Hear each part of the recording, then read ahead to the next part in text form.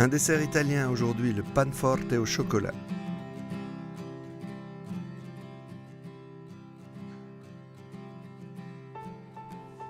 Alors, pour ce dessert, il nous faut des amandes rôties, des noisettes rôties, il nous faut des orangettes, des oranges confites, un peu de figues séchées, du chocolat, du miel, de la cannelle, de la coriandre, de la noix de muscade, un peu de poivre, un peu de sucre, un peu de farine. Voilà. Alors, commençons par peser les ingrédients. 160 g d'amandes grillées précises,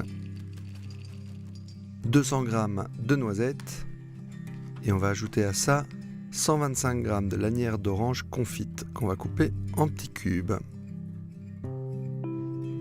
Voilà, on met tout ensemble dans un bol. On hache les figues séchées en petites lanières. Voilà, on fait attention aux doigts. En lanières, puis en petits dés.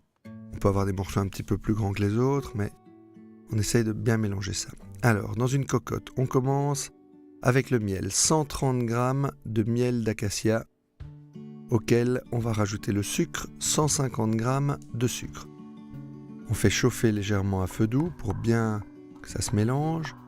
Et on va ajouter le chocolat noir, 100 g de chocolat qu'on aura haché au couteau.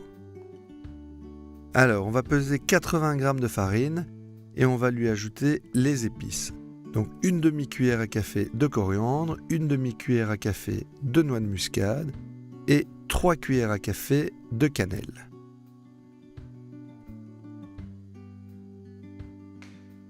Voilà, pour que l'ensemble soit bien épicé. Et on va même ajouter du poivre, l'équivalent d'une demi-cuillère à café.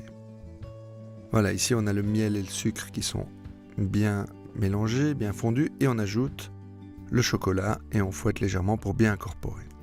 Une fois que c'est fait, on ajoute le mélange des fruits secs et on mélange. Ça fait une pâte assez compacte. Il faut bien mélanger, voilà. Et on ajoute en une fois la farine avec les épices. On mélange bien et on prépare un moule de 22 cm avec un papier sulfurisé pour pas que ça attache. Et on vient déposer cette pâte. Vous voyez que cette pâte est bien compacte. Et donc avec une cuillère, on l'étale le mieux qu'on peut pour avoir une surface homogène.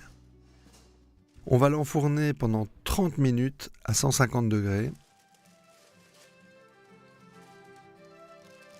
Et voilà, on a notre panforte, ce traditionnel dessert de fête italien. Voilà.